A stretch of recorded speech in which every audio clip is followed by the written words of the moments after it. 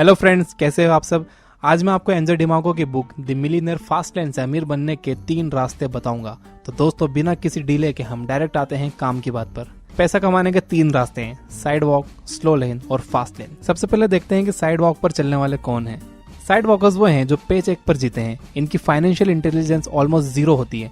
हो सकता है कि इनकी इनकम बहुत ज्यादा हो, लेकिन वो चाहे जितना भी कमा लें सारा खर्च कर देते हैं, जैसे कि एक्टर्स और प्रोफेशनल खिलाड़ी। साइड वॉकर्स के साथ प्रॉब्लम यह है कि अगर किसी वजह से इन्हें काम मिलना बंद होता है तो इनकी इनकम भी कम्प्लीटली बंद हो जाती है और ये सड़क पर आ जाते हैं, क्योंकि इन्हें कोई दूसरा काम करना भी नहीं आता। इसीलिए कई बार आपने न्यूज में सुना होगा कि पुराने जमाने के एक्टर की गरीबी में मौत या नेशनल लेवल चैंपियन की माली हालत खराब। सेकंड रास्ता है स्लो लेन, जिस पर मैक्सिमम लोग चल रहे हैं, और ये रास्ता कुछ ऐसा है। अच्छी एजुकेशन लो, अच्छा जॉब करो, 50 साल तक हार्डवर्क करते हुए अपनी सैलरी में से पैसा बचाओ और 6.5% एनुअल रिटर्न की उम्मीद पर उसे इन्वेस्ट करो। एंड फाइनली जब आप 65 इयर्स के हो जाओगे, ऑफ कोर्स अगर आप जिंदा रहे तो, तब व्हील चेयर पर आप अपनी सेविंग्स पर ऐश कर सकते हो। सैडली ज्यादातर लोगों के लिए यही सबसे अच्छा रास्ता है। लेकिन अगर आप अपनी फेवरेट कार बुढ़ापे में नहीं जवानी में चलाना चाहते हो तो स्लो लेन आपके लिए नहीं है। But slow lane side walk से ज्यादा सेफ है। ज्यादातर लोग फास्ट लेन पर नहीं चल सकते क्योंकि वो फास्ट लेन की डिमांड पूरी नहीं कर सकते। उनके लिए स्लो लेन ही अच्छी है। मंडे टू सैटरडे दबाकर काम करो, फिर संडे एंजॉय करो, फिर मंडे टू सैटरडे दबाकर काम करो। अब देखते हैं तीसरा रास्ता, फास्ट लेन। इसका आइडिया ये है कि आप जितनी ज्यादा वैल्यू दुनिया को दोगे, आप उतना ज्यादा पैसा कमाओगे। वैल्यू देने का मतलब ये नहीं है जो कॉमनली समझा जाता है कि किसी को भाव देना। वैल्यू देने का मतलब ये भी नहीं है कि आप बाहर जाओ और किसी को पैसे दे दो। पैसे देना वैल्यू देने का लोवेस्ट फॉर्म है। तो हायर फॉर्म क्या है? मान लो कि आपने एक ऐसी दवा बना ली जो किसी भी तरह के कैंसर का इलाज कर सकती है। ये सबसे बड़ी वैल्यू है जो आप दुनिया को दे सकते हो। अगर आप उस दवा का पेटेंट करवा लो तो आप एक अरबपति बन सकते हो। ये था हायर वैल्यू देने का एक एग्जाम्पल।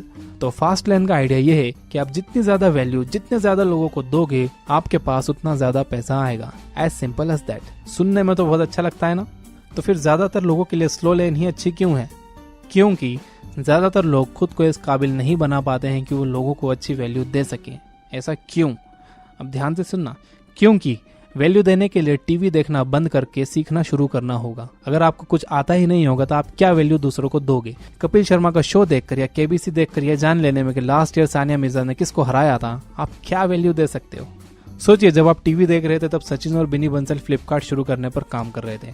जब आप ओरकुट पर टाइम पास कर रहे थे तब संदीप महेश्वरी इमेजेस बाजार डेवलप कर रहे थे। एंड जब आप किसी न्यूज चैनल पर देख रहे थे कि 2000 के नोट्स में नैनो जीपीएस लगा हुआ है, तब कोई और स्मार्ट बन रहा था और दुनिया को वैल्यू देने की तैयारी कर रहा था।